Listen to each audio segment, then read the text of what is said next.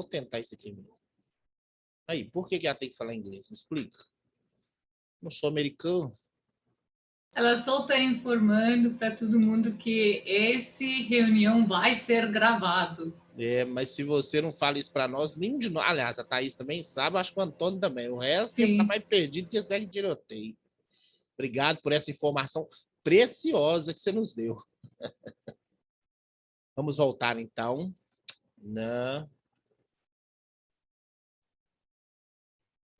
Ok.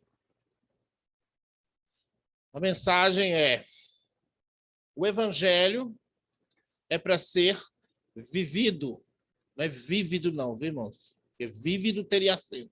É vivido e não somente lido. Isso é o tema da nossa mensagem de hoje. O evangelho é para ser vivido e não somente lido. Mateus, capítulo 23, do versículo 1 ao versículo 3. Deixa eu ver se eu posiciono melhor vocês aqui para não tampar a escrita. Ok. O texto diz: então Yeshua pregou às multidões e aos seus discípulos. Os escribas e os fariseus se assentam na cadeira de Moisés. Fazei e obedecei, portanto, a tudo quanto eles vos disserem. Contudo, não façais o que eles fazem, porquanto não praticam o que ensinam. Porquanto não praticam o que ensinam. Ok? Frisado tanto na escrita quanto na fala.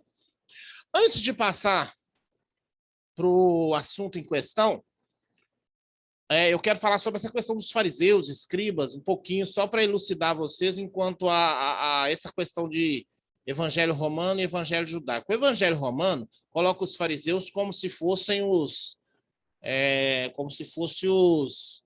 demonizados da história, mas não é, viu, irmãos? Isso aí é uma mentira, isso é uma falácia. Como que a gente pode interpretar isso melhor para que todos vocês possam entender? Irmãos, em todas as áreas, em todos os segmentos, existem pessoas boas e existem pessoas más, pessoas ruins. Então, quando Yeshua está falando contra os fariseus, ele não está falando contra todos os fariseus, ele está falando contra fariseus que são pessoas ruins, que são pessoas más, que são pessoas que usam a fé simplesmente para ganhar dinheiro, usam a fé simplesmente para entrar na casa das viúvas e usurpar tudo que elas tinham, inclusive ele cita isso. Então é esse tipo de fariseu que Yeshua está citando. E vamos contextualizar isso nos dias de hoje. São pastores, líderes, que colocam uma desculpa de pregadores do evangelho para obter de vocês todo tipo de vantagem. É a mesma coisa. Agora eu te pergunto, todos os pastores não prestam? Claro que não. Tem muito homem de Deus, tem muito homem bom, tem muito homem que nem é pastor, mas está exercendo aí o cargo, mas são homens de Deus. Eu vi, por exemplo, falando de pastores que não vale o que come, desculpa o termo, né, a terminologia chula que eu usei, mas eu vi essa semana, irmãos, um pastor que engravidou 20 mulheres na igreja. E detalhe, foi uma revelação que Deus lhe deu. Agora você pensa, eu não sei quem é mais cego, se é o pastor ou se é a ovelha. Você imagina, o pastor chega para você e fala assim, ó, Deus me deu uma revelação que você precisa engravidar de mim. Meu irmão, mete a mão na lata dele, sem dó e sem piedade. Aliás, não mete a mão na lata dele, não, que não é pouco. Processa ele. Isso é charlatanismo. Tá? Isso é fazer uso da fé em proveito próprio. Isso pode ser considerado até estupro. Tá? Pela lei brasileira, isso pode ser considerado até estupro. Por quê? Porque a pessoa está usando a fé para obter coisas que não lhe é de direito. Então, não aceite essas coisas, irmãos. Pelo amor de Deus, abre os olhos. Eu condeno os pastores que fazem isso, mas também condeno ovelhas que se entregam dessa forma. O seu pastor, ele não é Deus. Você entrega para Deus, irmãos. Você entrega sem reservas, é só para o Senhor. Pelo amor de Deus, abre o entendimento de vocês. Coloca as coisas no crivo da palavra. Espera aí. É só você fazer a seguinte pergunta. Espera aí. Yeshua faria isso? Porque eu tenho que ser... Yeshua é o meu modelo. Eu tenho que me parecer com ele. Efésios capítulo 4. A Bíblia diz que ele é o modelo perfeito que eu tenho que me assemelhar. Então, quando você receber uma proposta, seja ela qual for, pergunta para si mesmo. E Yeshua te faria essa proposta? Ele é o seu pastor. E aí você vai ter uma resposta. E conforme for, use o rigor da lei contra essa pessoa. Use o rigor da lei. Não deixe essas coisas passar em branco, não, porque eles estão brincando com o evangelho. Então, esses são os fariseus. Agora, quando nós falamos de fariseus, de um modo geral, existiam homens formidáveis. Eu não tenho dúvida que Yeshua era fariseu. Por que eu sei que ele era fariseu? Porque só os fariseus podiam pregar no templo, na sinagoga. Em Lucas capítulo 4, está lá ele pregando. Está lá ele fazendo o serviço da Torá. Lucas capítulo 4, depois você confere aí. Versículo 16 em diante, se eu não me engano, 15, 16 em diante, foi-lhes dado a palavra, foi-lhes dado a Torá para que ele ministrasse. E somente os fariseus tinham essa autonomia. Paulo era fariseu. Ele vai dizer isso, se eu não me engano, em Filipenses. E olha que excelência de homem. Nicodemos, aquele Nicodemos do capítulo 3 de João, era um fariseu. Mas olha que homem formidável. Gamaliel foi o tutor de Paulo, espiritualmente falando, e aí por aí vai, eu não vou ficar citando aqui não, eu só estou te mostrando que existiam homens que eram fariseus e que eram diferenciados. Assim como existiam homens que eram fariseus e que não faziam jus à sua fé, e são estes que Yeshua está combatendo. São estes que Yeshua não está combatendo todos os fariseus. Yeshua está combatendo quem pratica o mal. Infelizmente, esses aí eram chamados também de fariseus. Mas no meio dos fariseus tinham pessoas que não eram referências de fé. No meio dos saduceus tinham pessoas boas e pessoas más. No meio dos zelotes tinham pessoas boas e pessoas más. Tá? Quem eram os zelotes? Zelotes era uma terceira seita, uma terceira via, que era mais armamentista, que era mais na base da arma. Sabe quem foi tirado de lá? Vou te contar quem foi tirado de lá e se tornou apóstolo. Um homem chamado Pedro. Por que você acha que Pedro arranca da espada e corta a orelha de Malco? Porque era a seita que ele veio dela. Ele não tinha convertido ainda. O negócio dele era na base da arma. Então, queridos, é natural em todos os lugares, no meio de crentes, ter pessoa boa e ter pessoa que não é tão boa assim. No meio de pessoas católicas, no meio de pessoas... Eu conheço pessoas espíritas que são pessoas maravilhosas, que são pessoas de um convívio, que são pessoas de um relacionamento, que são pessoas de um coração fora do comum. Que a gente que é mais religioso, a gente pensa, pô, esse cara tinha que ser crente, de tão gente boa. Então nós não podemos avaliar, colocar em juízo de valor sobre uma pessoa pela religião dela, não. É pelo caráter dela, é pela pessoa que ela é em si mesmo. E não pela religião. Porque assim como no nosso meio, tem pessoas que não são boas pessoas, nos outros meios tem pessoas excelentes. No meio político, por exemplo, não sei quantos de vocês acompanham, mas eu acompanho a política bem de pertinho, e tem homens ali que são formidáveis. Tem homens ali que não se corromperam. Como no Brasil, a gente tem uma ideologia de que todos os políticos são corruptos, e não são, irmãos. Não são. Tem homens bons, tem homens que são vocacionados para a coisa. Então, quando Yeshua está falando sobre os fariseus, sobre os saduceus, sobre os escribas. Ele está citando pessoas, ele está pontuando pessoas, ele está elencando pessoas, e não um conglomerado de pessoas que condena todas. Ok? Isso inclui os escribas, o texto que fala dos escribas. E os escribas são aqueles que escreviam, reescreviam, copiavam, né? Eram os copistas da Torá. Pois bem, vamos entrar no nosso assunto, que é o evangelho é para ser... por isso que eu vi que tinha uma coisa errada no texto, mas eu não tinha identificado. O evangelho é para ser. Faltou um R aqui, ó. Era isso que estava errado, por isso eu corrigi o vivido, falei do acento, porque eu tinha conectado algum erro aqui, mas não tinha percebido, agora que eu percebi. Então o erro está aí, o evangelho é para ser, com R, tá? Vivido e não somente lido. Pois bem, algum tempo atrás, eu tive uma revelação que trago comigo, e hoje vou compartilhar com vocês. Uma voz ecoou em mim dizendo a seguinte frase: não pregue o evangelho, viva o evangelho. Irmãos, eu não sei quanto a vocês, isso aí é muito individual, tá? Deus tem um jeito, às vezes, de falar comigo que até me assusta. Eu já passei por alguns momentos que, por exemplo, um dia eu estava atravessando a rua no bairro Estrela d'Alva, em Belo Horizonte, e literalmente no meio da rua, como se fosse alguém me gritando, disse para mim assim, ó, em alto e bom som, gritado, eu não estou exagerando, foi ao grito, na base do grito, Deus disse para mim assim: segui a paz e a santificação, sem a qual ninguém verá o Senhor. O negócio foi tão assustador que eu estava no meio de uma rua movimentada, eu parei no meio da rua. Eu sabia que isso era um texto bíblico e sabia que não tinha sido ninguém de fora que tinha falado para mim, era alguém de dentro, que ecoou isso dentro de mim.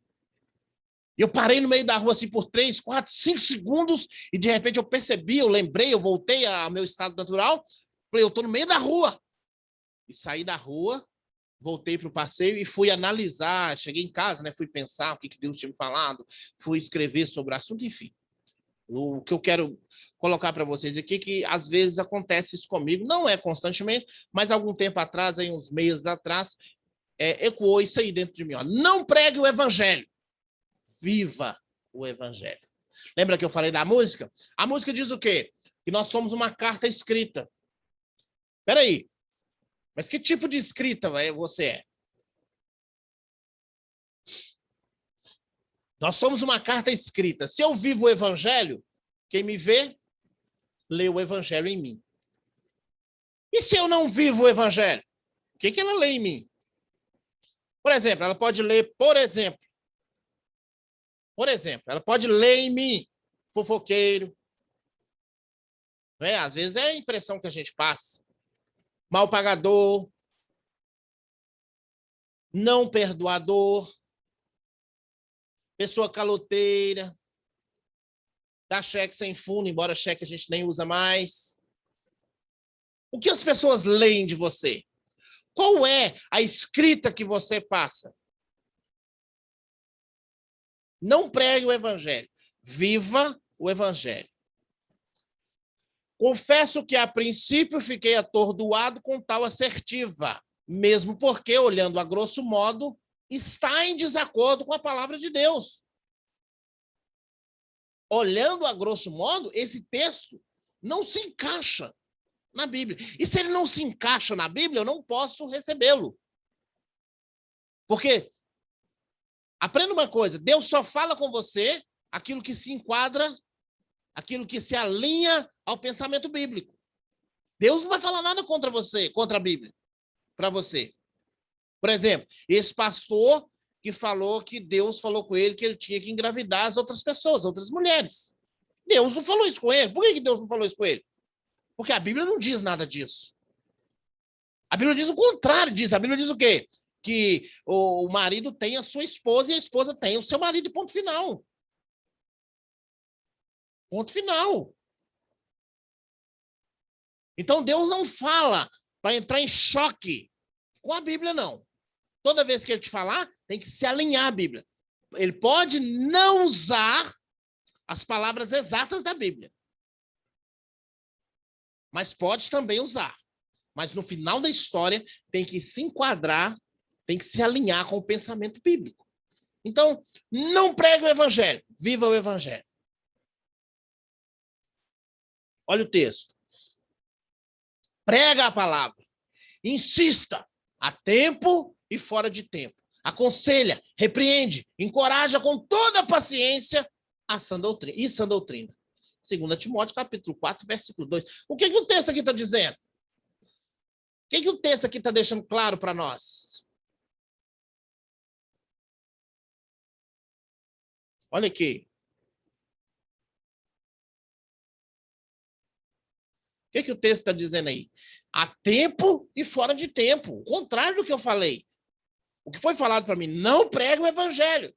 E o que o texto está dizendo? Insista, prega a palavra, há tempo e fora de tempo. Como que eu vou resolver isso aí? Como que nós vamos conciliar as coisas? O que está errado? O que está certo? Como entender o que Deus está falando? Como aplicar o que Deus está falando? Como saber se realmente Deus ou não? É aí, ó. É com a Bíblia. É com a Bíblia. Não é com pensamentos. Não adianta você conjecturar. Não adianta você parar a sua vida e refletir sobre a situação. Você tem que estudar. Tem que pegar a Bíblia e estudar o tema. E aí você vai entender.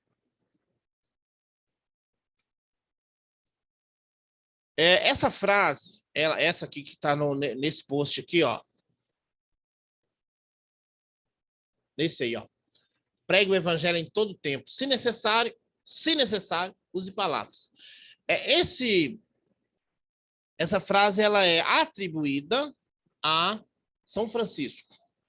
Tá? Eu, particularmente, eu li em outro livro, não atribuída a São Francisco, mas a grande maioria atribui essa frase ao São Francisco de Assis.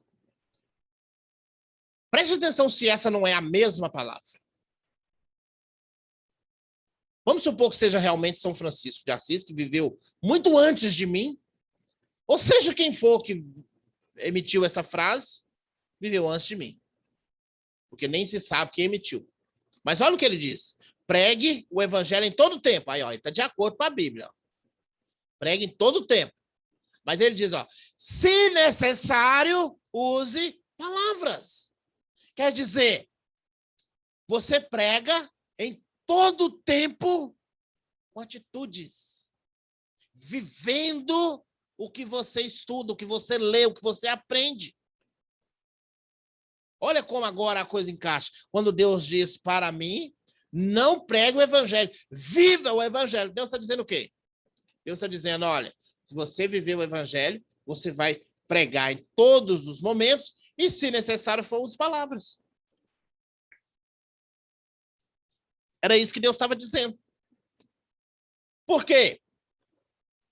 Principalmente, eu vou falar agora para os mais velhos na fé, principalmente para os mais velhos na fé. Talvez os mais novos ainda não tenham essa percepção, mas os mais velhos têm. Existe uma preocupação exacerbada com isso aqui, irmãos. Ó. Todo mundo sabe o que eu falei? Existe uma preocupação exacerbada com essa parte aqui, ó. Não, aliás, desculpa, com essa parte aqui, ó. Pregue o evangelho. Existe uma cobrança. Os pastores cobram de você. Você mesmo cobra de você. Quantas pregações você não ouve dizendo assim, ide pregar o evangelho? Quantas pessoas não falam com você assim, ó, se você for pegar um ônibus, você tem que pregar o evangelho. Se você estiver trabalhando do lado de alguém, você tem que pregar o evangelho. Ô, irmãos, existe uma cobrança indevida em relação a isso. E por que indevida? Por que indevida? Porque é muito melhor isso aqui, ó. Surte muito mais efeito. Muito melhor você viver o evangelho e a pessoa que está do seu lado esquerdo, do seu lado direito, seu chefe, sua chefe, seu empregado, sua empregada, seu filho, seu pai, seu irmão, seu avô, seu colega de faculdade, seu colega de trabalho. Se ele perceber isso aqui, o efeito dentro dele é bombástico. Repare uma coisa. A nossa conversão, a minha e a sua, em regra geral, claro, tem suas exceções, mas em regra geral ela se deu pelo bom testemunho de alguém. Alguém impactou você com testemunho.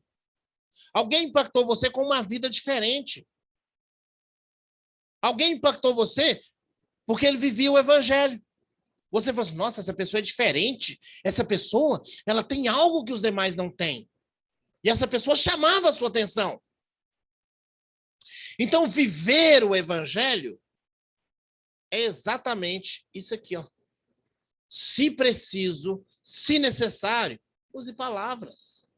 Mas o ideal é que você não precise de palavras. Que só a sua conduta, só a sua forma de viver já diga que você é um agente dos céus. Esse é o ideal. Claro que isso demanda tempo, claro que isso demanda estudo, claro que isso demanda oração, claro que isso demanda paciência. Mas o importante é que a gente alcance assim. O que percebemos pelo texto de 2 Timóteo, que é esse aqui, ó, 2 Timóteo 4:2, prega a palavra, insiste a tempo fora de tempo, aconselha, repreende, encoraja com toda a paciência e sã doutrina. O que nós percebemos, o que nós absorvemos pelo texto de 2 Timóteo, é que temos que pregar a todo tempo, não perder uma oportunidade sequer. Esse é aquele efeito imediato, quando você bate o olho no texto, uma interpretação, como que eu vou dizer, rasa, é isso que você imagina, eu tenho que pregar o evangelho. E é exatamente isso mesmo que o texto diz. Não tem muita revelação. Porém, entretanto, de qualquer modo, todavia, quando aprofundamos na palavra, aí eu estou falando agora não é mais Timóteo, agora é toda a Bíblia. Quando nós aprofundamos na palavra de Deus, o que está intrínseco, o que é inerente, o que é próprio da palavra, e se adequa muito melhor é o viver o evangelho. Por quê? Volto nas minhas palavras anteriores. Se eu vivo o evangelho, eu, sem querer, eu já faço isso aqui, ó. Eu já faço isso aí, ó. Sem necessidade de forçar a barra. Ô, irmãos, cá para nós, crentes de plantão aí que estão me ouvindo, quer coisa chata é aqueles crentes que quer pregar para você a qualquer custo. Irmãos, é chato demais. O cara está em horário de trabalho, ele quer pregar Jesus. O cara está em horário de faculdade, ele quer pregar Jesus. Ô, irmãos, há tempo para todas as coisas. Há lugar que você vai poder falar abertamente, e aí você deve falar. Mas aonde você não tem essa abertura, é a sua conduta que fala. É a sua conduta que fala. E eu não estou falando de coisa mística, não. O que é coisa mística? É aquele crente que fala assim, ó, eu tava no táxi e o taxista perguntou se eu era crente. Aí eu falei que eu era crente e perguntei por quê. Aí ele falou assim, porque você tem um brilho diferente. Então você tá com purpurina. Isso aí é misticismo, irmãos. Sabe o que isso é misticismo? Eu vou provar para você que é misticismo. Porque eles estão cegos. Eles não conseguem ver a glória de Deus. Eles não veem a glória de Yeshua, vai ver luz na gente. Assim, no estalo de dedo, eles vão ver na nossa conduta diária. Mas o taxista que você pegou o táxi por uma vez, e aí a gente acha que a gente se torna místico, né? Não, é a luz de Jesus brilhando em mim. Não, irmão, aquilo é porque muitas vezes, tá? Não vou falar todas, não. Mas a maioria das vezes o cara se veste igual crente. A mulher se veste igual crente. E normalmente quem fala isso é aqueles que se veste igual crente da forma mais pentecostal possível. Não passa um batom, não põe um brinco, não penteia cabelo, só dá aquela amarrada para trás, uma saia batendo lá no pé. Tá? Não vou parar por aí para não ofender. Mas é o que a gente vê.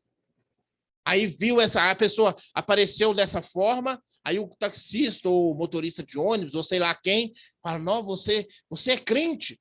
Sou sim. Fala até com, né, um tom diferente. Sou sim, serva do Senhor Jesus, ou servo do Senhor Jesus. Não tem nada a ver com o brilho, tem a ver com as suas vestes. E não é disso que eu estou falando. Quando a gente fala, prega a palavra, insiste, a tempo e fora de tempo, aconselha, repreende, encoraja, com toda a paciência e sã doutrina. Aí o texto de baixo vai dizer, se necessário use palavras, quer dizer, com a sua conduta, com o seu dia a dia, com o seu linguajar santo, com o seu olhar santo, com a sua conduta diária, é que você vai pregar o evangelho. Por exemplo, quando alguém falar um palavrão com você, xingar, ficar nervoso, o que você vai fazer? Vai devolver com a mesma moeda? Ou você vai ser brando, vai ser amável, vai ser cordial?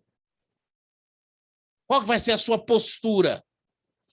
Adianta estar vestido de crente, mas não se comportar como tal?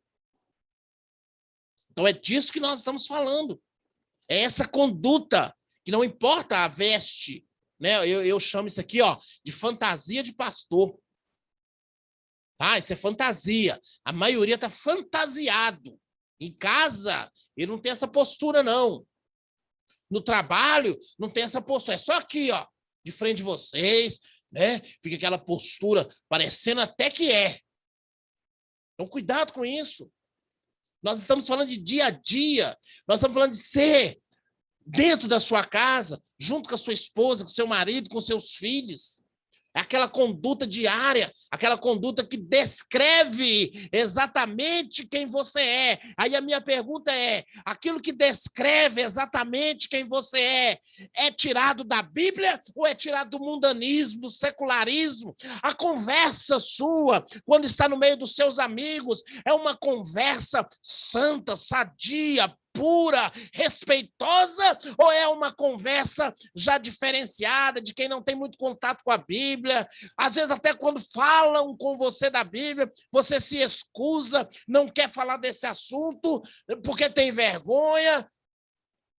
Nós estamos falando disso, irmãos.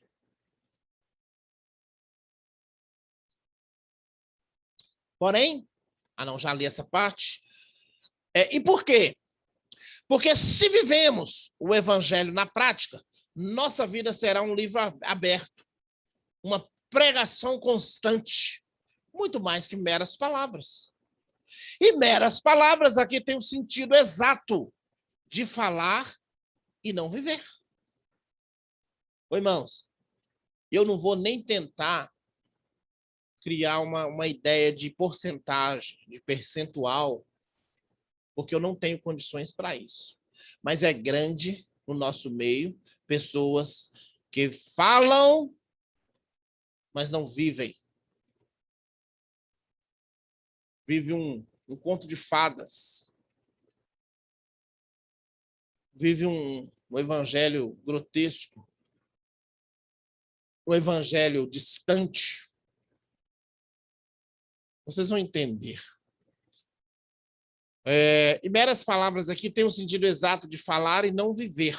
Por isso, Shaul Shaliach, para quem não sabe, é apóstolo Paulo. Tá? Shaul Paulo. Quero desmistificar outra coisa nesse Shaul. Irmãos, pelo amor de Deus, a igreja romana falou para nós, ensinou para nós que Paulo teve o nome trocado, que o nome dele era Saulo. Aí, quando ele converteu, ele virou Paulo. Não existe isso. Tá? Isso é grego, isso é romano, isso é mitologia, isso é Zeus, isso é Afrodite, isso é... Como é que é o nome do filho dos Zeus lá? É o Hércules, Perseu. É aquela coiseira toda, aquela baboseira toda. Nunca existiu isso. Por quê? Irmãos, é comum. Escute, olhe para mim aqui, ó. É comum os judeus terem dois nomes. É comum.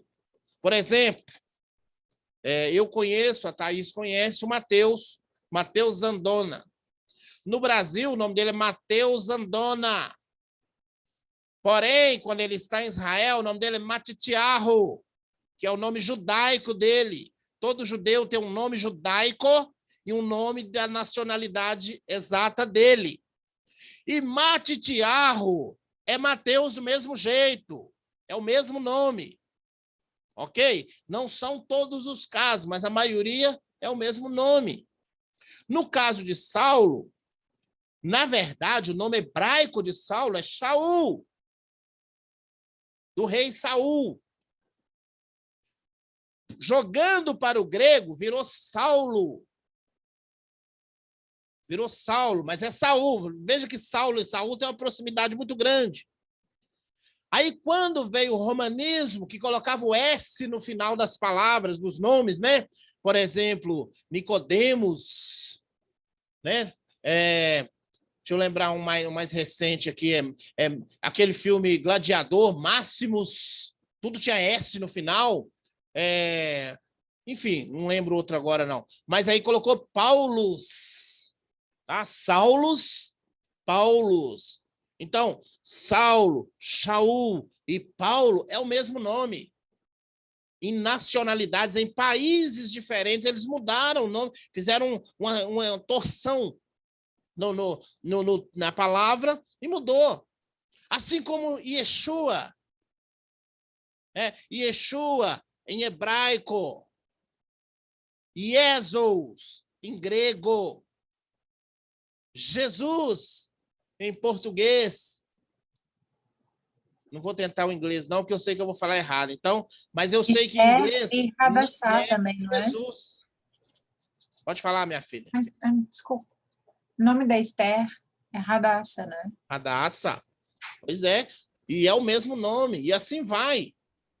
Vocês estão entendendo o que eu estou querendo dizer? Então não existe essa ideia de que mudou o nome porque agora ele era crente. Não, ele continuou judeu, ele continuou fariseu, ele continuou servo de Deus, do Deus de Israel, do mesmo jeito.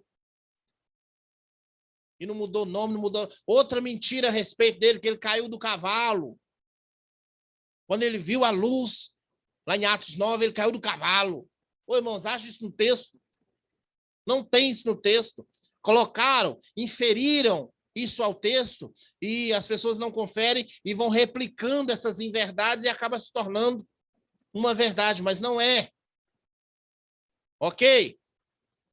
Então, voltando, por isso, Shaul Shalia pôde dizer: a minha linguagem e a minha pregação não consistiram em palavras persuasivas de sabedoria, mas em demonstração do Espírito de poder. 1 Coríntios, capítulo 2, versículo 4. Olha ele falando. Agora eu te pergunto, como era a vida de Shaul Shalia? Como era, irmãos? Será que nós temos condições de traçar o perfil de Paulo? Se comer carne escandaliza o meu irmão, eu paro de comer carne. Ele dizendo. Só por aí você já vê. Um homem que diz, não vivo mais eu, mas Yeshua, o Mashiach, vive em mim. Não me inquietem, não me inquietem, não me inquietem, porque eu trago no meu corpo as marcas do Mashiach. O que é as marcas do Mashiach? Não é espiritual, não. Para nós aí que somos místicos, era chibatada mesmo. Nas costas, cheio de cicatrizes, naufrágios, picada de cobra. Essas são as marcas. Essas são as marcas que ele trazia no corpo. Aí eu te pergunto, ele precisava falar alguma coisa? Um homem a quem eu respeito demais é um homem que eu digo para você, sem medo de estar errando, eu não sou digno de me abaixar e desatar as sandálias dos pés. Chamado Josué Irion, já falei dele para vocês. É um dos homens que a terra não é digna do pé desse homem. Se você um dia tiver a oportunidade de chegar perto desse homem, cale-se e ouça a sabedoria dele. Não tente falar nada.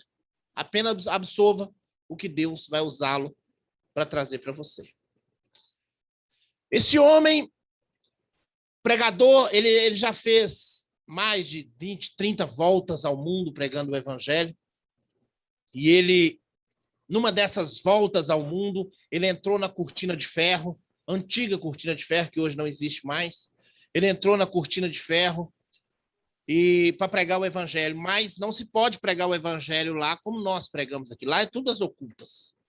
E quando ele chegou num determinado local para pregar o evangelho, estava ali reunido alguns irmãos para ouvir da parte dele as boas novas, e ele olhou para o irmão faltava os olhos. Ele olhou para o outro irmão, o irmão faltava os braços. Ele olhou para outro irmão, o irmão não tinha pernas. Ele olhou para outro irmão, o outro irmão estava todo esfolado, cheio de cicatrizes. Aí ele perguntou para um, por que você não tem os olhos? Me arrancaram os olhos porque eu não neguei Yeshua. E você por que não tem as pernas? Me arrancaram as 2 pernas porque eu não neguei Yeshua. E você por que não tem isso? Tiraram de mim porque eu não neguei Yeshua. E à medida que ele foi ouvindo aquilo foi vibrando dentro dele de tal forma que ele começou a chorar, e ele dizer, o que eu vou pregar para eles?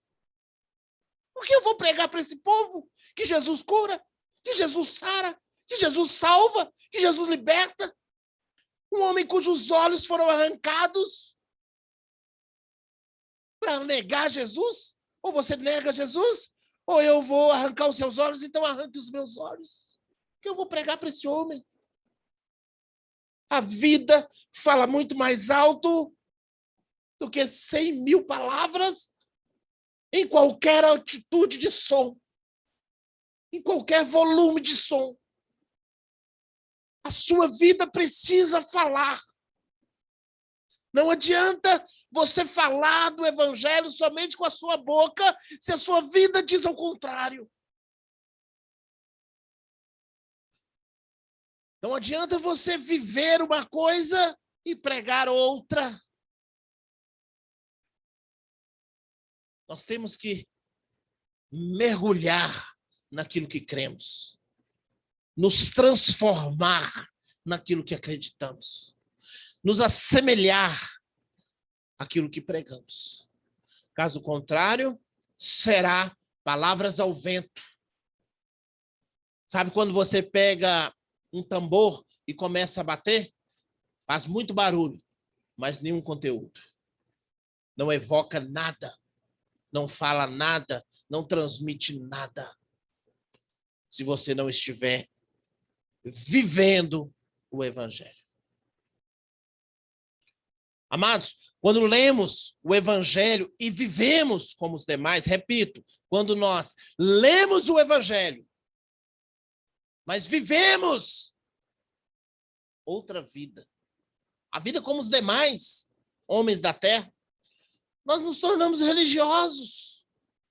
Somos apenas religiosos e nada mais. Não nos diferenciamos em nada. Eu até leio o evangelho, conheço as escrituras, sei da história de Yeshua, conheço a história de Paulo, sei do que foi falado acerca de Pedro, conheço a Torá, suas promessas. Eu até guardo o Shabat. Mas a minha vida não condiz com nada disso. A minha vida não condiz com nada disso. Então, amados, quando nós lemos o evangelho e vivemos como os demais homens, nos tornamos apenas religiosos e nada mais. Quando vivemos o evangelho, nos tornamos discípulos do Messias. Quando nós vivemos o evangelho, eu saio da cadeia de religioso e me transformo em discípulo de excelência. Porque agora eu vivo o evangelho. Irmãos, Yeshua não chamou você só para conhecer o evangelho. Ele chamou você para viver o evangelho. Viver. Viver o evangelho. Quantos de nós vivemos a nossa vida alheia à vida das pessoas que estão ao nosso redor? Às vezes até um parente seu, irmãos. Às vezes um parente seu está passando sérias dificuldades. E você, crente, alheio a isso. Tem gente que ainda fala assim, ele que plantou, que colha. É isso que o evangelho ensina? Sabe o que eu ouvi uma vez?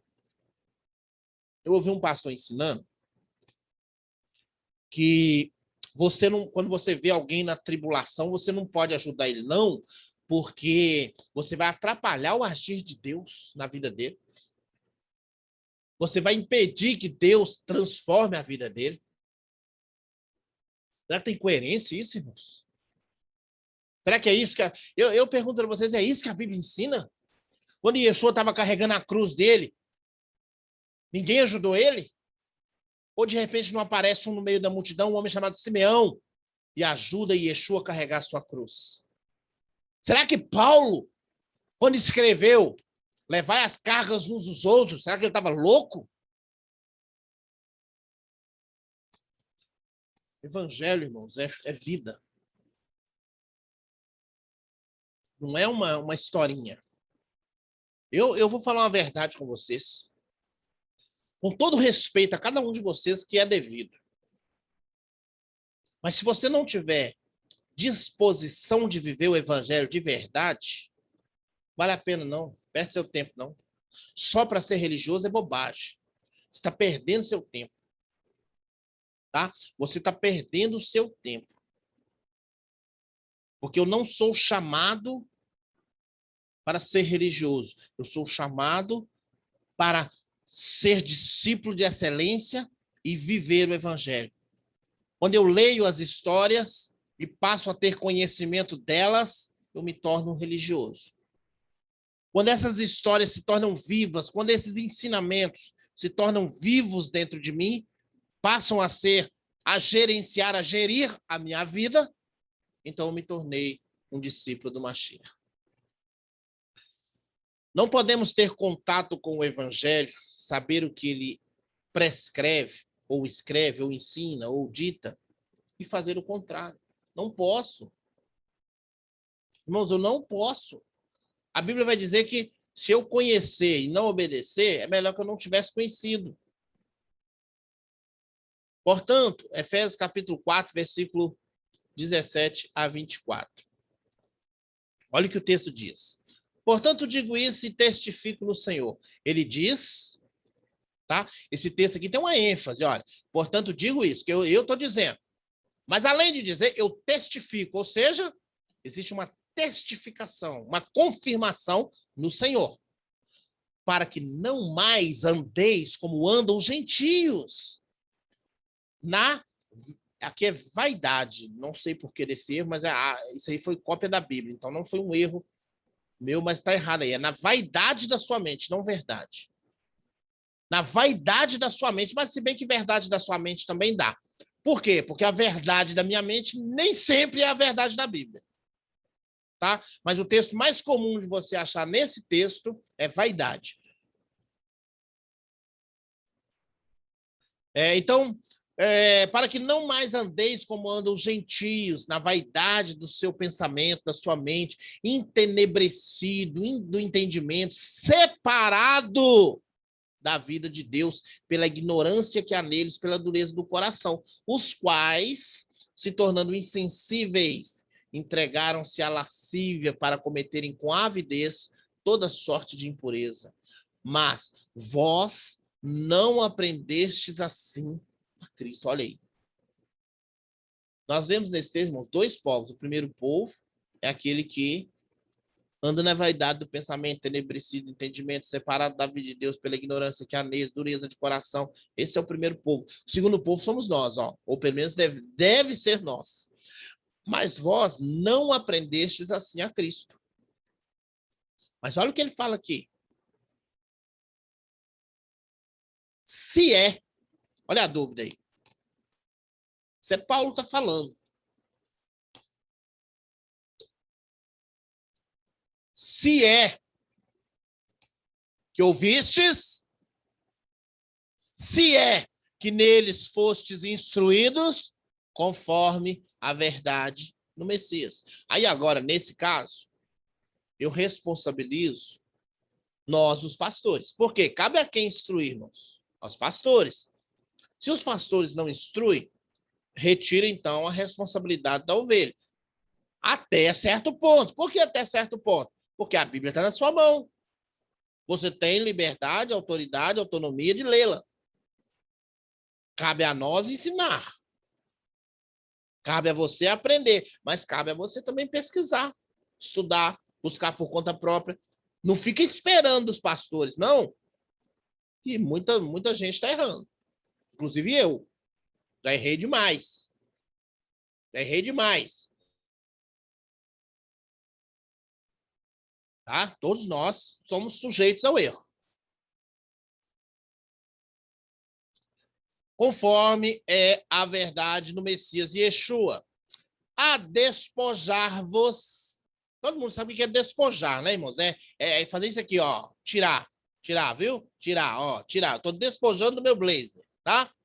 Então, despojar-vos quanto ao procedimento anterior. Olha que clareza no texto, irmãos. Espera aí, se eu era brigão, agora eu não sou mais. Se eu era mentiroso, agora eu não sou mais. Se eu era usuário de drogas, agora eu não sou mais. Se eu era usuário de bebida alcoólica, agora eu não sou mais. Se eu era viciado em cigarro, agora eu não sou mais. Se eu falava palavrões, agora eu não falo mais. É isso aí que está falando, ó. A despojar-vos quanto ao procedimento anterior do velho homem, que se corrompe para a concupiscência do engano. Quem que é o velho homem? É aquele lá que brigava, que mentia, que prostituía, que roubava, que matava. É aquele. Nós não. Por que nós não? Olha aí o texto que vai dizer, ó. E vos renovar no espírito da vossa mente. E vos revestir de um novo homem. Que novo homem é esse? O que não mente, o que não pratica roubo, furto, o que não trai a esposa não trai o marido. Essa é a nova pessoa. Por que nós temos que ser assim, irmãos? Por que eu tenho que ser uma nova pessoa nesses moldes? Primeiro, olha o que o texto diz. Olha o que o texto diz. E vos renovar no espírito da vossa mente e vos revestir do novo homem que, segundo Deus, foi criado em verdadeira justiça e santidade. Espera aí. Então eu não fui criado segundo a vontade dos homens, não. Não. Eu agora sou um homem, uma nova criatura, segundo Deus, segundo justiça, segundo santidade. E se isso não é real na sua vida, é porque o milagre interno ainda não aconteceu. O milagre interno ainda não aconteceu. Irmãos, escute, olhe para mim. Existe uma guerra interna dentro de nós. Todo ser humano tem isso, tá? Isso não é privilégio meu nem seu, não. Em hebraico se diz Yetzer Hara e Yetzer Hatov. Tendência para o mal, tendência para o bem. Sabe quem tinha isso? Yeshua. Yeshua tinha isso. Porque se ele não tiver isso, ele então não foi um ser humano 100%. Ele foi só 95%, 92%. E como que eu sei que ele tinha isso? Tem algum texto que me prova que Yeshua tinha o Yetzer Hara e Yetzer Hatov? Claro que tem. Pai, se possível, passa de mim esse cálice. Em outras palavras, irmãos, Yeshua está dizendo assim, eu não quero ir para a cruz, não. Pesado demais. Dolorido demais. Contudo, ao Hatov. Contudo, a tendência é para o bem. Seja feita a sua vontade e não a minha. Quando ele fala assim, ó, seja feita a sua vontade, não a minha, ele está dizendo assim, a minha vontade não é ir para a cruz. Então faça a sua. Porque a minha, estou fora. Viu que até o Yeshua que eles pregaram para você, ele é mitológico? Porque você não consegue. Nesse Jesus, né? Eu não gosto nem de chamar de Yeshua, não. Eu faço diferença nos dois, não. Jesus é um e Yeshua é outro. Yeshua é judaico. Jesus é romano. O Jesus que eles pregaram para você, ele é Deus. Ele não tem vontade humana. Ele não tem vontade própria. Ele não sofre. Ele não teve carnalidade nenhuma. A Yeshua não. Yeshua foi um ser humano. Yeshua foi um ser humano, 100% ser humano. 100% carregado das mesmas paixões que nós. Qual o segredo? É que ele dominou todas elas. E não cedeu a nenhuma sequer. Por exemplo, como é que eu sei que Jesus, e aliás, que Yeshua era carregado de paixões, irmãos? Lucas capítulo 4, tentação no deserto. Se ele não fosse carregado de paixões, por que ele estava indo para o deserto, então? Lá ele foi testado na sua fome, a primeira necessidade básica do ser humano. O inimigo disse para ele, ó, se você é mesmo o filho de Deus, Yeshua, transforma a pedra em pão, que já tem 40 dias mais ou menos que você não come. Por óbvio, eu e você transformaríamos em pão imediatamente. Porém, ele, sucumbindo à sua vontade, aliás, sucumbindo à vontade de Deus e sucumbindo à sua vontade, tá? Amarrando, anulando a sua vontade, melhor dizendo, para você entender melhor, anulando a sua vontade, ele vai dizer, olha, nem só de pão vive o homem. Ele está falando dele, ó, o homem, mas de toda palavra que procede da boca do Eterno. Tá? Depois o inimigo vai levar ele no alto, no pináculo, né, de uma sinagoga, de um templo. Vai mostrar para ele as glórias do mundo e falar, ó, tudo isso te darei se prostrado me adorares. Aí ele vai responder com a Torá, ele vai dizer o seguinte, olha, não adorarás outros deuses, mas somente a ele prostrarás, somente diante dele prostrarás e adorarás. Depois ele oferece todas as riquezas, tudo que podia ser dado, e aí ele responde da mesma forma. Então ele foi tentado na sua humanidade, na sua carnalidade. Então, se não houvesse paixões, se não houvesse carnalidade, se ele não fosse um homem carnal, como nós somos, ele não precisaria passar por isso. Por quê? Era uma perca de tempo. É como você colocar um robô. Coloca um robô lá no deserto. Ele vai sentir calor? Claro que não. Ele vai sentir fome? Claro que não. Ele vai sentir frio à noite? Claro que não. Ele é um robô. E Yeshua não era robô. Repare os filmes que falam de Jesus. Repare ele saindo do deserto. Ele sai intacto.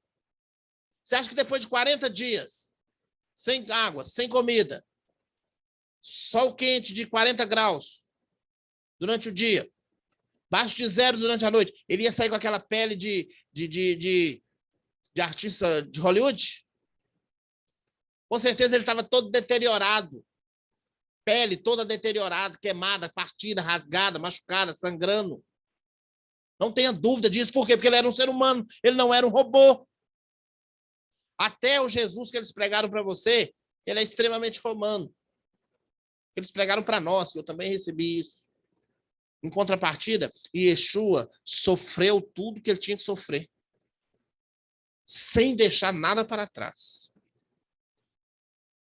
Então, todos nós temos esse Yetzer Hara e Yetzer Hatov.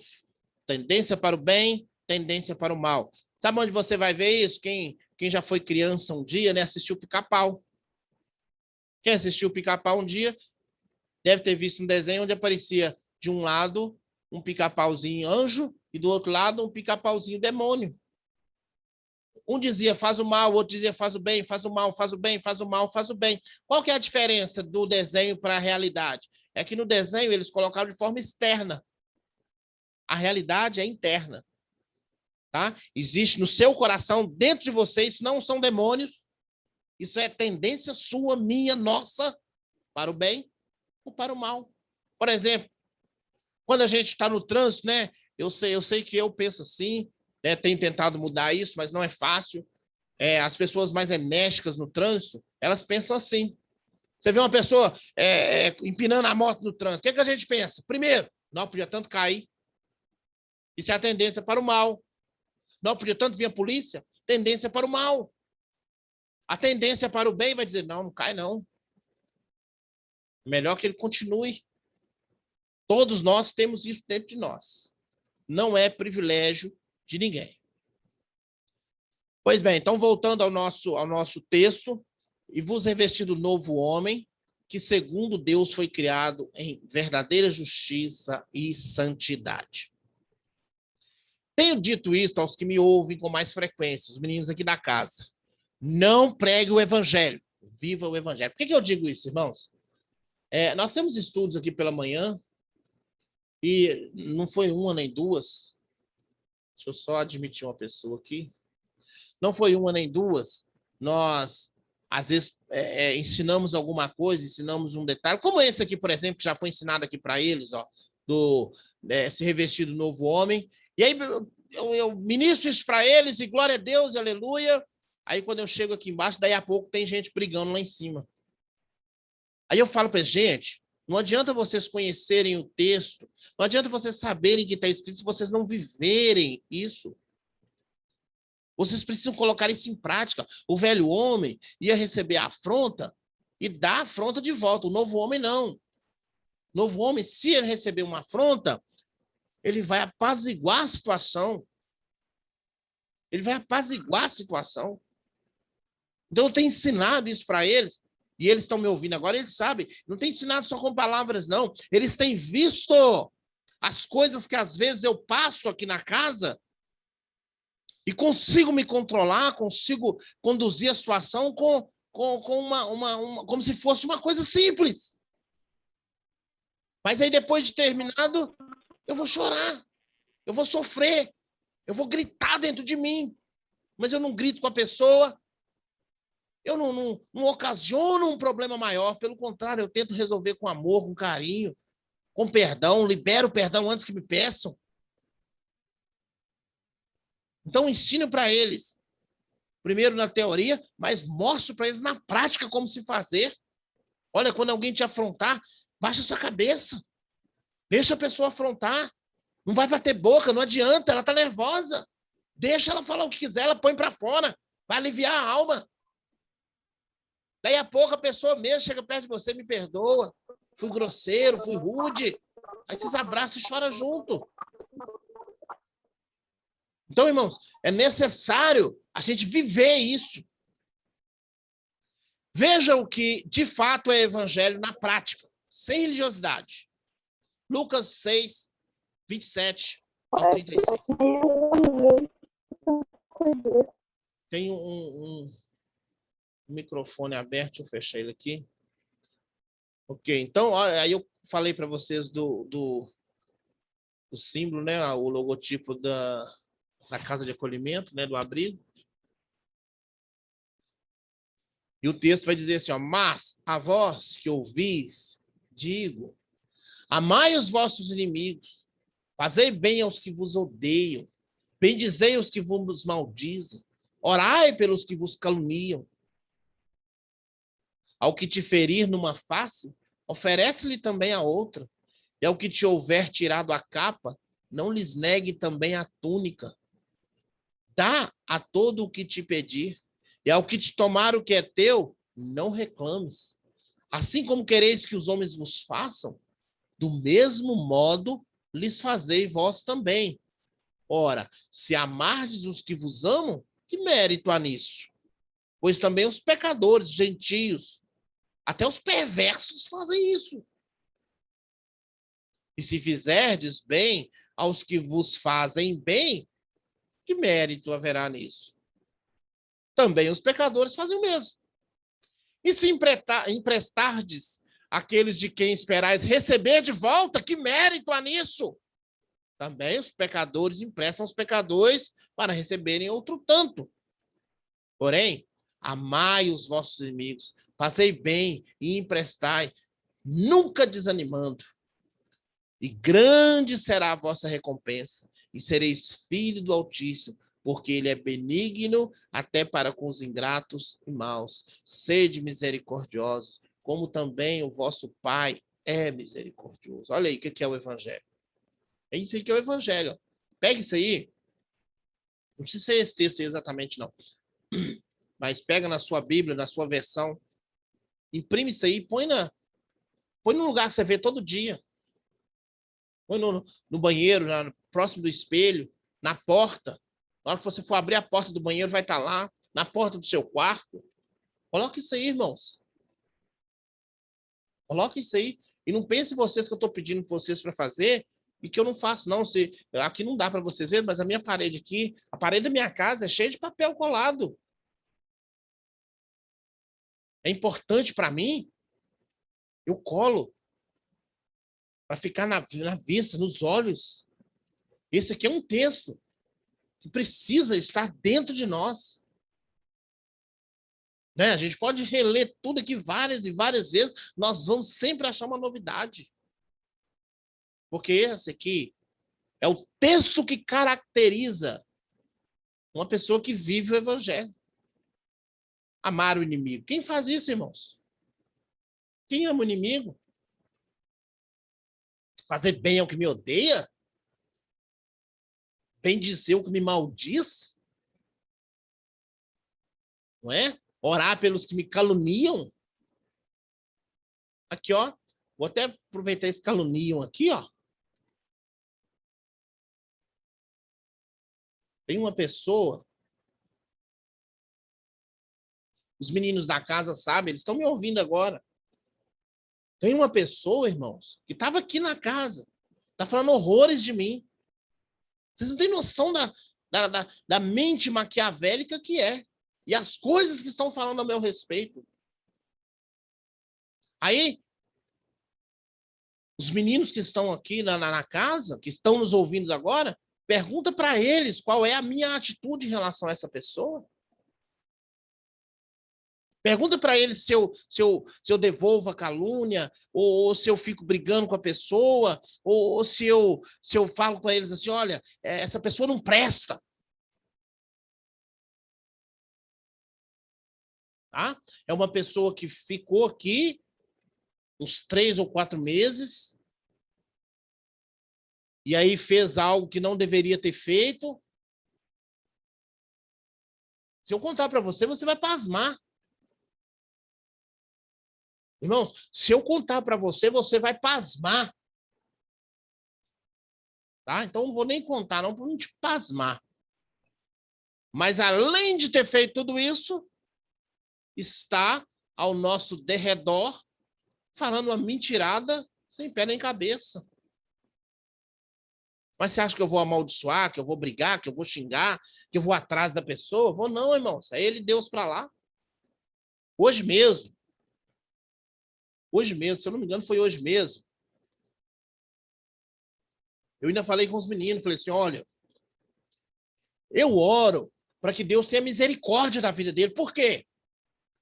Porque se eu fizer alguma coisa contra ele, se eu entrar na justiça, por exemplo, para ele provar o que ele está falando a meu respeito, ele vai sofrer sérios danos. Mas é só sérios danos e pronto. Agora, se Deus resolver fazer alguma coisa contra ele, e aí? Quem vai livrar ele da mão de Deus? Não é? Então eu falei, vamos orar para que Deus tenha misericórdia, compaixão, ainda que puxe a orelha dele, mas que seja uma coisa medida. Então, irmãos, ao que te ferir na face, oferece a outra.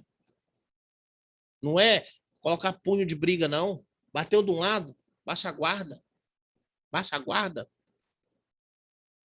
Se houver tirado a capa, não lhes negue a túnica. Esse é o verdadeiro evangelho, ó, que não é pregado, irmãos. Não é pregado. Isso aí não é pregado, não. Isso aí não é pregado, não. Lemos o evangelho, mas não perdoamos. Olha que coisa simples que eu coloquei aqui. Mas quantos de nós temos uma dificuldade enorme de perdoar? Mas olha o que o texto diz. Então Pedro, aproximando-se dele, lhe perguntou, dele aqui é Yeshua, Senhor, até quantas vezes pecará o meu irmão contra mim e eu hei de perdoar? Até 7? Se fosse 7, mesmo assim a gente ainda estaria defasado. Por quê? Porque não é todo dia que 7 pessoas vai pecar contra você, ou não é todo dia que a mesma pessoa vai pecar 7 vezes contra você. Então, vamos supor que sobre 2 a cada dia, em 10 dias você já teria um acúmulo aí de 20 perdão para doar. Mas aí Yeshua dá essa resposta. Não te digo que até 7, mas até 70 vezes 7.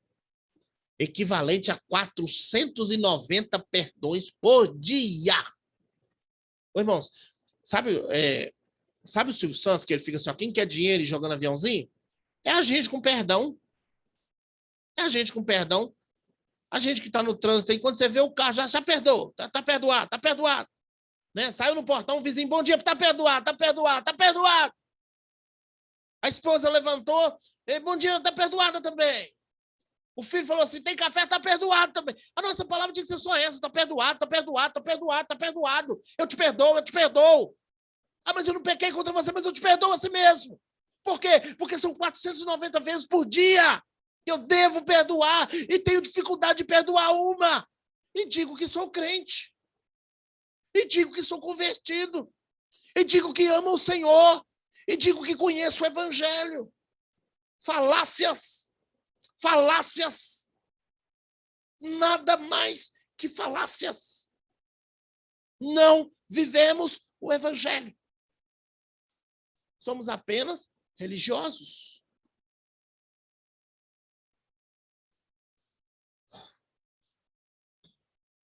Por isso nos tornamos... A minha avó já foi embora.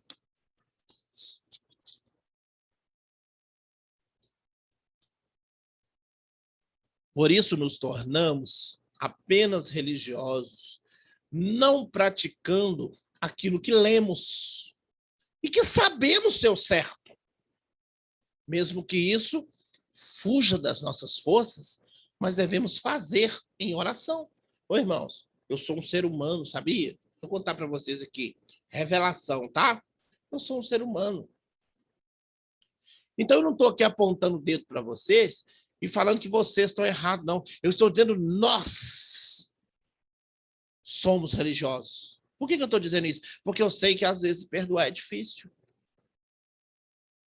Mas como que eu vou principiar essa caminhada? Suponhamos que algum de vocês me ofendeu. Suponhamos. A primeira coisa que eu preciso fazer, irmão, é liberar isso verbalmente, ainda que o coração não libere.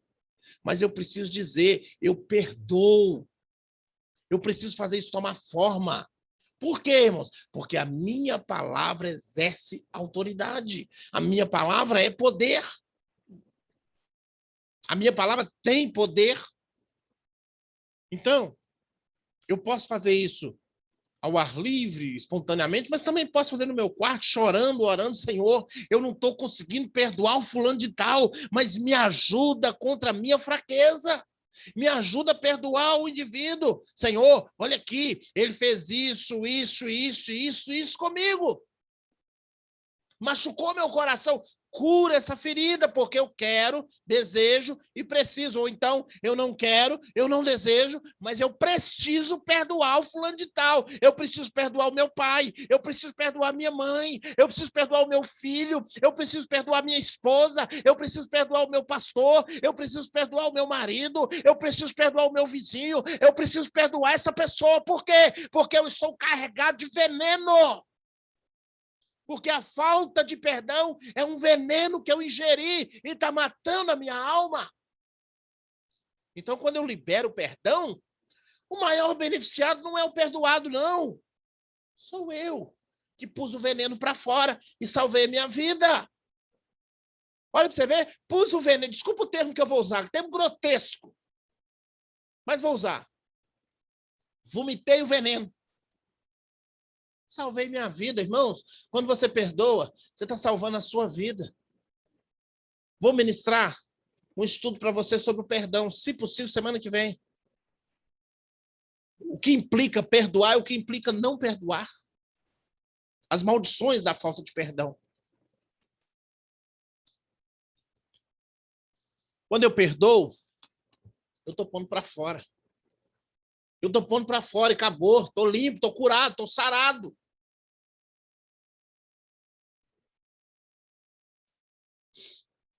Por isso, nos tornamos apenas religiosos, não praticando aquilo que lemos e sabemos ser o certo. Mesmo que isso fuja das nossas forças, mas devemos fazer, nem que seja em oração. Olha um textinho, bem pequenininho, mas que pega muita gente na curva. Lê ele aí para você ver, ó. Pega gente demais na curva, irmãos. Aquele, pois, que sabe fazer o bem e não o faz, comete pecado. Quando eu estou falando de fazer o bem, você pode aplicar esse texto em qualquer área, irmãos. O contexto dele é abrangente. Então, peraí, aqui, ó. Se eu sei que perdoar faz o bem, tanto para mim quanto para outra pessoa, e não faço, então eu estou errando duas vezes. Primeiro, por não pecar, por não perdoar, e o segundo, por saber que é o certo a fazer e não fazer. Então, eu sou punido duplamente. O texto diz: aquele, pois, que sabe fazer o bem e não o faz, nisso peca, comete pecado. Olha aí, um texto simples, Tiago, capítulo 4, versículo 17. E quantas vezes nós não aplicamos isso aí? E saber o que a Bíblia diz para quem vive pecando. Não, e sabe o que a Bíblia diz? Ah, é uma pergunta, desculpa. E sabe o que a Bíblia diz para quem vive pecando?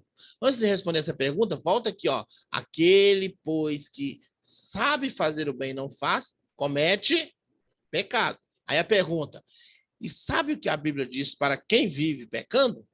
Vamos ver o que a Bíblia diz, ó. Todo aí te inclui, me inclui, tá? Todo o que permanece nele é Yeshua, não vive pecando. Todo o que vive pecando, duas vezes o todo, ó.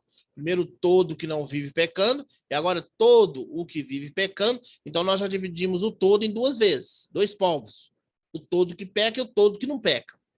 Então, todo o que vive pecando, olha aí, irmãos, nós estamos falando, presta atenção, olha o que o texto diz. Não o viu, nem o conhece. Ele só vai à igreja. Ele só vai aos cultos. Ele só assiste pregações. Mas ele não viu. Sabe quem que é o aqui, ó? Não tem um o aqui? Olha esse o aqui, ó. Sabe quem que é esse o? O Yeshua. Todo o que vive pecando não ouviu, nem o conhece. É Yeshua. Por quê? Porque todo o que permanece nele não vive pecando.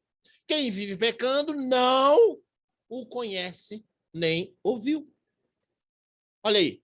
Então, quem sabe o que tem que fazer e não faz, não conhece o Senhor. É apenas um frequentador de igreja.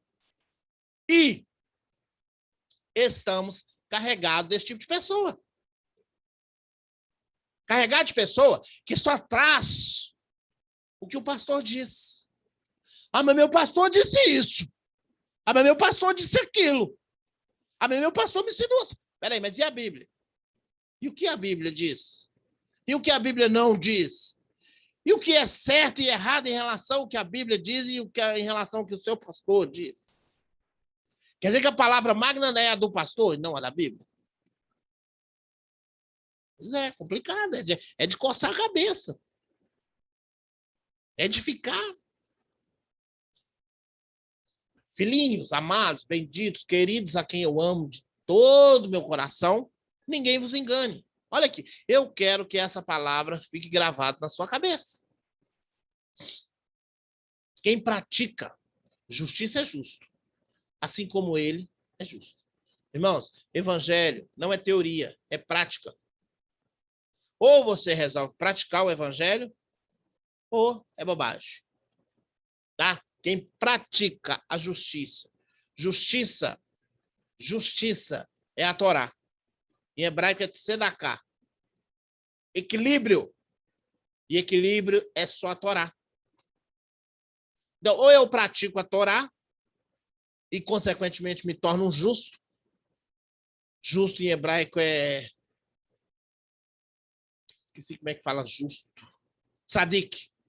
Tzadik. Então, ou eu pratico tzedaká e me torno tzadik, ou então eu não sou ou não faço parte desse reino. 1 João, capítulo 3, versículos 6 e 7. Quero que você guarde essa palavra aqui, ó, prática, ou pratica. Pratica a palavra. Não adianta só ler. Tem que colocar em prática. A diferença, irmãos, do evangelho romano para o evangelho judaico é justamente essa. Deus vira para Abraão e fala assim, Abraão, sai da sua terra, sai da sua parentela e vai para o lugar que eu te mostrarei.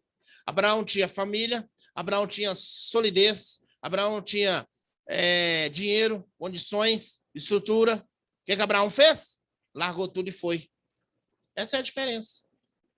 Prática. Ah, mas é fácil. Deus, né? Ele ouviu a voz de Deus. Abraão, pega teu filho, teu único filho, leva no Monte Moriá e, mata ele. Abraão vai lá, pega o jumento, a albarda dele, põe a lenha e vai para o Monte Moriá matar o menino. E na hora, todo mundo conhece o texto, Gênesis capítulo 22, na hora que ele levanta a mão para decepar o pescoço do menino mesmo, olha a prática aí, Ele não estava brincando de ser crente, não, irmãos. Ele ia matar o próprio filho. Aí Deus fala para ele, basta. Entendeu? Então, é prática. Você quer viver o evangelho judaico e parar com esse romanismo? É só viver ele na prática. Amado, frase de efeito, irmão, todo mundo sabe que eu gosto de uma frasezinha de efeito, eu acho que ela fica bem guardada nos nossos corações, então hoje me veio essa ao coração, no momento que eu estava escrevendo isso aí, então coloquei ela aí para você. Amado, o importante não é o quanto você conhece do evangelho, e sim o quanto você pratica. Adianta você conhecer tudo e praticar nada? Não. É melhor conhecer menos e praticar mais. Ou o pouco que você conhece, colocar em prática. Por exemplo, vou dar um exemplo para você entender. Por exemplo, a Bíblia diz, comer carne, o Paulo falando, se comer carne escandaliza o meu irmão, eu paro de comer carne. Isso é colocar em prática. Espera aí, se beber bebida alcoólica escandaliza o meu irmão, porque eu ensino para os meninos aqui que bebida não é pecado, irmão. Não tem isso na Bíblia, não. O que a Bíblia proíbe? A Bíblia proíbe a embriaguez. Mas espera aí. Se alguém me ver bebendo, vai escandalizar o irmão? Então eu prefiro não beber. Porque eu pratico o evangelho.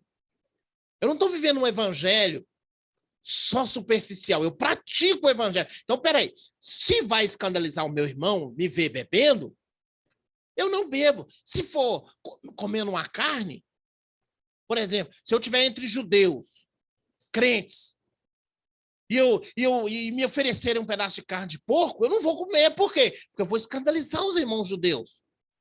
Então, não vou comer. Eu vou refrear as minhas vontades para não colocar pedra de tropeço para o irmão. Por quê? Porque Paulo diz assim, o reino de Deus não é comida nem bebida, mas amor, paz, unidade.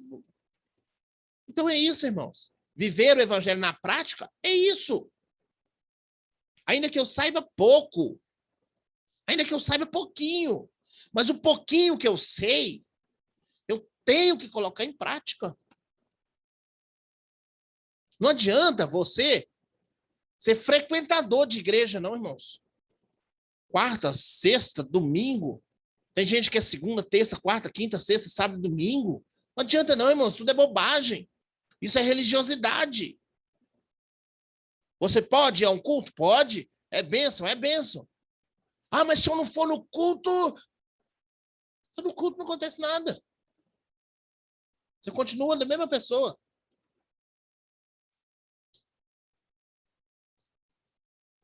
Evangelho é para praticar, viver e não simplesmente conhecer. É bom conhecer? É, mas é preciso praticar. Conclusão. Mateus capítulo 5, 4:3 ao 4:8. Matitiarro 5, 4:3, 4:8.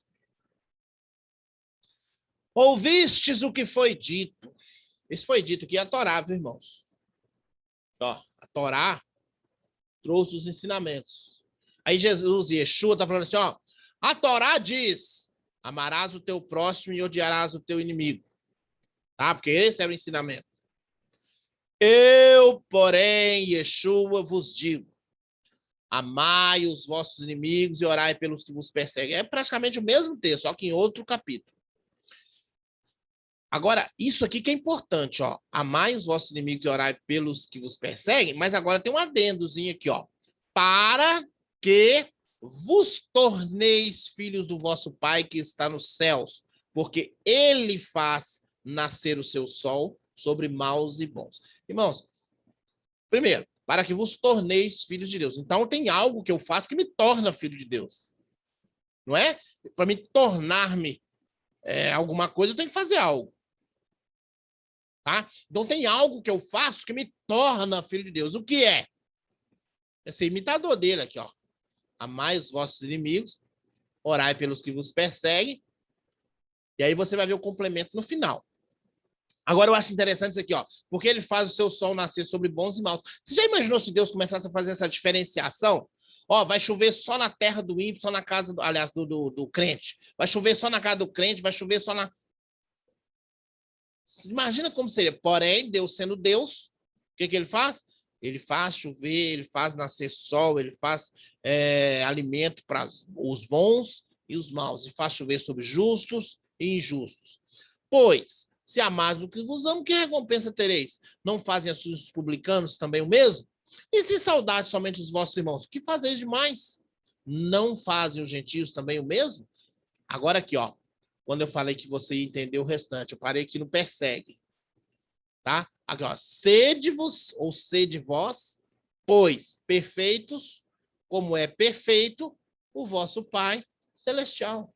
Olha como que o escritor aqui colocou a gente numa situação difícil. Ó, seja perfeito, igual o Pai. Você não é filho dele? Não é a vontade do Pai que o filho seja parecido com ele? O meu filho, né? Para quem conhece o meu filho, infelizmente, irmãos, ou felizmente, não sei, fisicamente falando, ele não parece nada comigo. Tá? Ele não tem... Se alguém olhar eu e ele na rua, não vai saber que a gente é pai e filho, porque ele não tem nada a ver comigo. Ele parece com a mãe dele.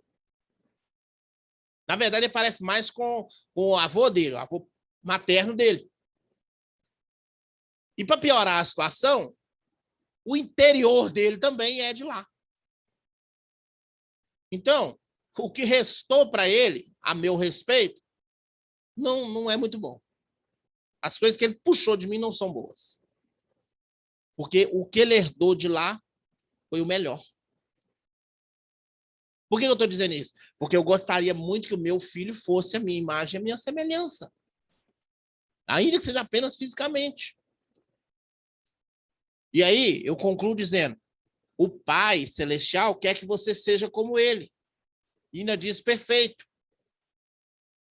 Porque isso é viver o Evangelho. É claro que você não vai alcançar isso da noite para o dia, mas é isso que ele deseja.